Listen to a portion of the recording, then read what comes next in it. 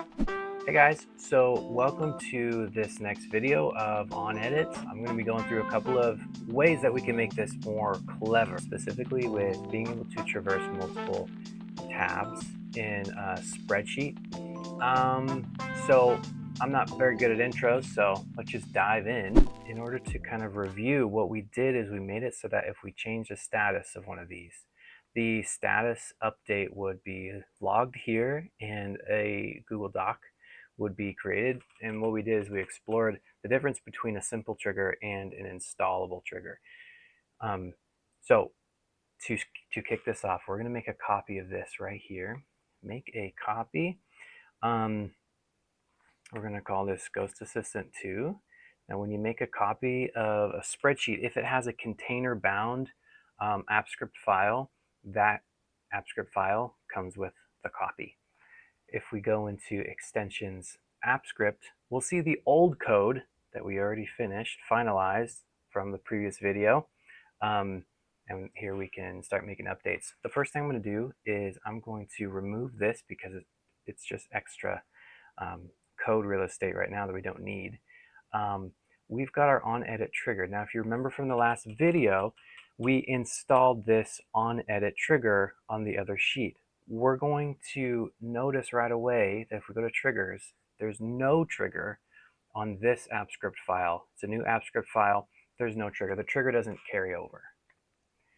So here's what I want to do as far as changes. We're going to make this so that it does specific actions for specific tabs. Okay, we're going to add that, and then we're just going to add that, and we're going to make this as clever as can be, so that we don't get tripped up with anything. Okay, so as it stands right now, we're going to make some changes to the sheet. I'm going to make those changes and then to kind of explain the working of this sheet and how it's gonna go. Okay, one moment.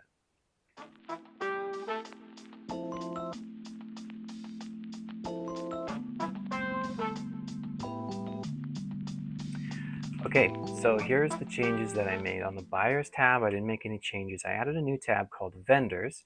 Vendors, we have the vendor name, the type of goods that the vendor sells, and then the status. So let's say that we're wanting to keep all of our vendors and buyers in the same place. So the vendors have a different status. They've got, let's pretend that we're monitoring the contract changes and updates. So the status could be no contract, pending signatures to get a contract started. It's under contract or lost the contract. Those are the statuses of a vendor. So in status change, what I did is I added a date and I made this a little bit more universal for name. So instead of saying buyer name, it just says name. And then I added the type. So the idea here is to add if it's a buyer or a vendor, along with their name, the date, previous and updated status. That hasn't changed.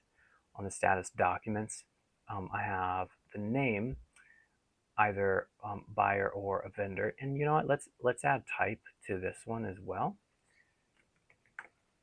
So now let's get into the code, and I'm just going to show you how I would go about doing this. The idea would be if someone changes their status from a buyer, nothing changes from what we previously had. But for a vendor, we've got some things that are a little bit different. Specifically, if a status is changed, we were looking at this column right next to the status to get the name, but now we need to jump back even further. We also want to make it so that the onEdit trigger does its actions a little differently if the tab is a buyer versus if it's a vendor, and does no actions if there's an edit made to the status changed tab or the status documents tab.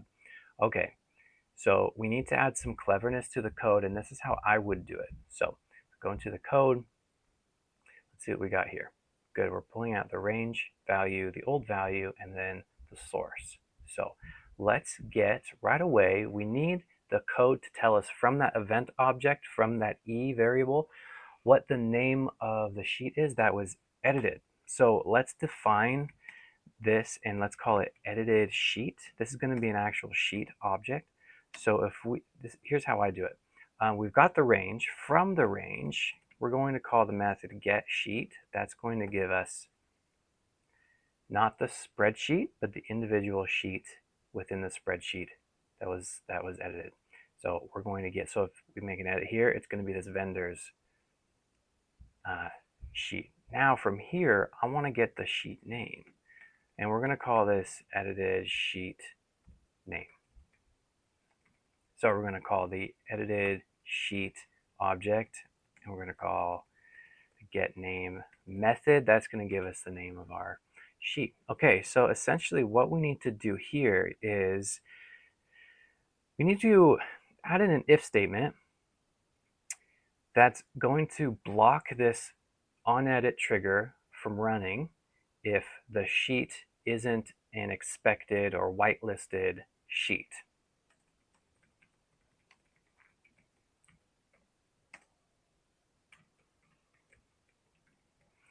Okay, and so what I'm going to do for this is here's how I would do it. I'm going to create an object, and in that object, the keys are going to be the names of the sheets that are allowed to run, and then the values for the key is going to be the columns that are allowed to execute. Okay, then we're going to evaluate if the sheet is allowed to run, and if the column edited is the column that's expected to be edited. If not, it's going to return. Okay, so let's name this object whitelist. It's going to be an object. Okay, and so for the first key, we're going to define buyers. I'm going to copy that, and the value is going to be an array with all the column numbers that are allowed to run. So column 2 is going to be our column here that's allowed to run on the buyers. So we did that, good. And now let's define vendors, and this value is going to be column 3. Cool. All right. So now what we can do is we can use this if statement. We already have the edited sheet name. We can evaluate what columns are allowed to run. Now before that, we need to grab the column that has been edited. We can get that from the range. So let's call this edited column number. And if you haven't noticed, I like to be verbose when it comes to variable names, and lose space when it comes to variable names, just because it's a lot easier to know what a variable is if the name is descriptive. And I'm calling this edited column number, and I do that on purpose, and this is just me.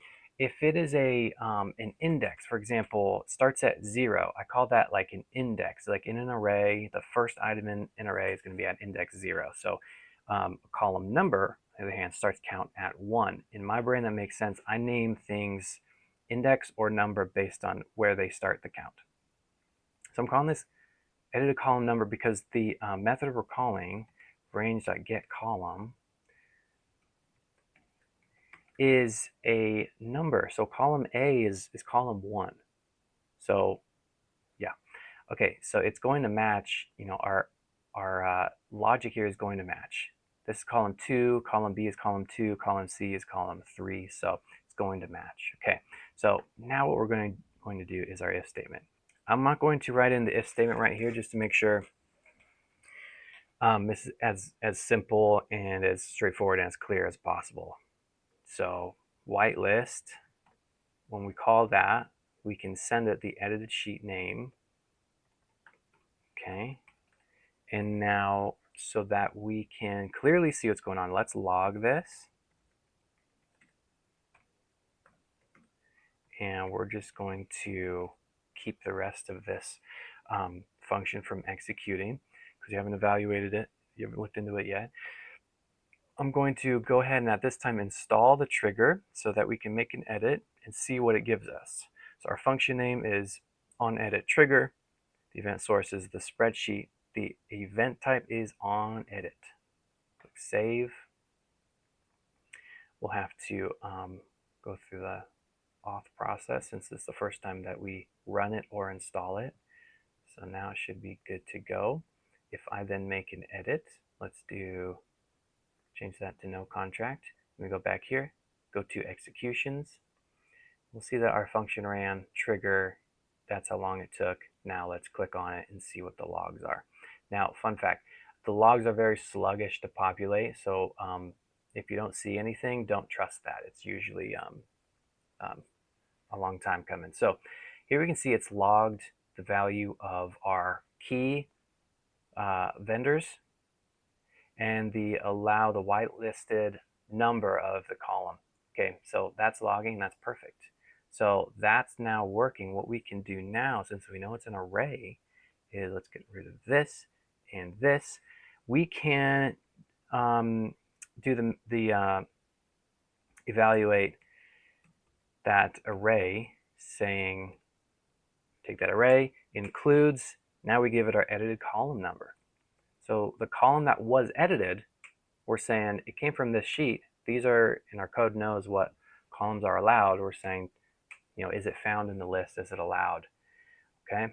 So this is going to give us, includes sends back a Boolean. So this is going to give us a Boolean. It'll be true or false. So we're going to wrap this in an if statement. This is just how I do it when I want to make sure that I'm doing everything. When I slow down a lot, and when I really need to think through something, I type it out and then I put it into an if statement. Okay. So what I like to do, this is just me, but I like to put if statements at the top of like a function and have it, return based on criteria, so that it will never like continue down the function, if it doesn't pass the if statements. So here's what I mean. Is this onEdit trigger is going to be running hot. It's going to be running on every single edit that a user makes. So it's going to be firing off. I want to make sure that we exit that function as early as possible to not waste computing power. Not that you get charged extra with AppScript. It's all included in your workspace account. One quick thing to note. So this is going to evaluate to false if that edited column number isn't found in the list. So we need to flip that Boolean by putting an exclamation point right here. Okay, so if it's not found in the list, we're going to return. Great. So now that that is working, we can move on to our next step. Okay, and that next step is going to be making sure that we're creating the right output and sending it to the right places, and also grabbing the right information. Okay, so this is our code from before, and we need to do all of this.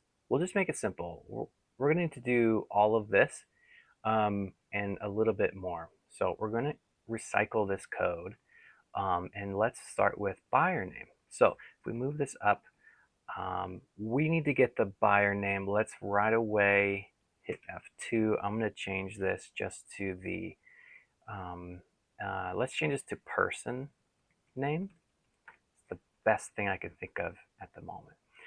So before, we were jumping to the left one column and grabbing the value from that spot.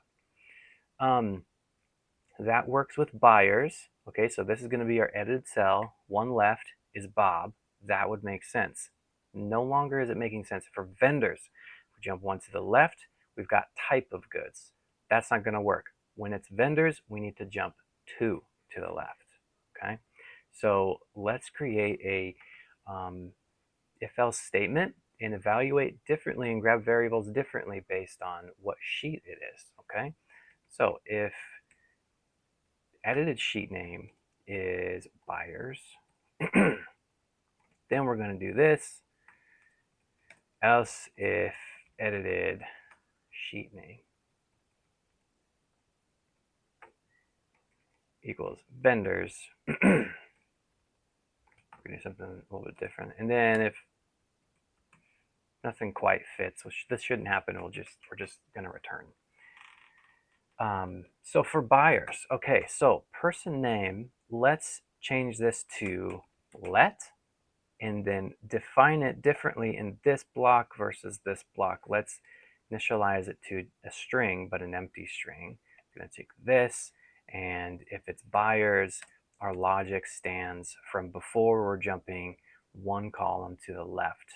Conversely, for vendors, we're going to jump over 2 columns. That should give us our person name, okay? Now let's also define something else. Let's say, let's have our variable type, okay? So if it's on the buyer's tab, the type is going to be buyer. I'm going to have that lowercase, copy and paste that here. Now we're going to do vendor. So we're defining these variables so that underneath we can plug them into our outputs. We're going to need, what I want to do is 2 separate outputs. One output array for right here, which is going to need to contain, all this information: date, name, type, previous status, updated status. But for status documents, we need the name, the type, and then document link. And you know what? For the heck of it, let's add date as well. This is going to be helpful. Dates are always helpful to have in logs, status changes, things like that. Okay, so fantastic. So let's define our, our output. Okay, so doc, we can keep that the same. We're going to get that doc body just like before. We're going to get the URL. Perfect. So now we're to the output. So this output is going to be, let's rename this because we're actually going to be doing 2 outputs. So the first output, let's call this the status change output. Okay, super long name, but it's descriptive. Status change output needs to be this: date, name, type, previous status, updated status. So let's add new capital D, date, parentheses, so we got the name, okay, the type, easy peasy. Then we need the old value, and then that new value. And let's delete the doc link. Perfect. Okay, so here we have our destination sheet for status documents. Let's change the name here to be much more descriptive.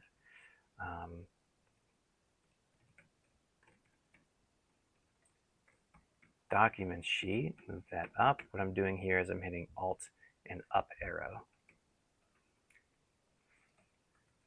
We'll call this status sheet. Next. Okay, good. Next, we need to define our array, our output array for the documents sheet. I'm going to hit Control C, Control V. On an app script editor, what's really nice is it just copies that whole line down. What we need here is date, name, type, document link. Should be easy. Date, name, type, document link.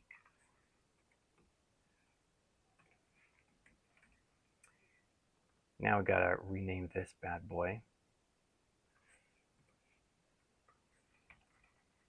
Sure.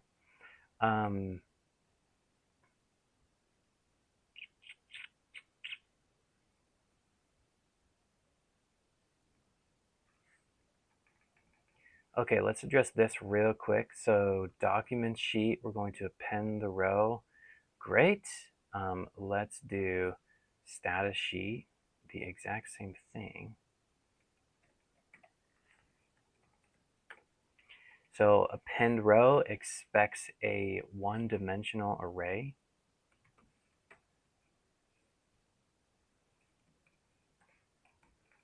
Okay, and this needs to be different. There we go, because it's docs one. Good, semicolons are good. Let me think. Okay, I'm going to move this up because this has to do with the document stuff. And I'm going to add a little bit of separation. And then what we've got there is good to go. Okay, and I think this should all be working fine. Let me see if there's anything that jumps out to me at first. We know that our whitelist is working and this is installed, and let's see what happens. So going to go here and let's change the vendor to pending signatures and go to status change, see what happens. Sounds good, sounds good. Okay, great. So we got the name of the vendor. Awesome. We got the date We've got the type, status, went from no contract to pending signatures. Now the status document, same info. Let's open up this doc. And we've got Jake's Hardware's status was changed from no contract to pending signatures. Fantastic. Okay, now let's check on buyers. Bob has become interested. Okay, Bob is a buyer. Previous value was nothing. He went to interested, and now he has a document. Perfect. Okay, so that wraps it up. I don't know if that clarifies things or it helps. That's just how I would do it with a client. So anyways, okay, thanks for following along. This was fun. I'll see you in the next video.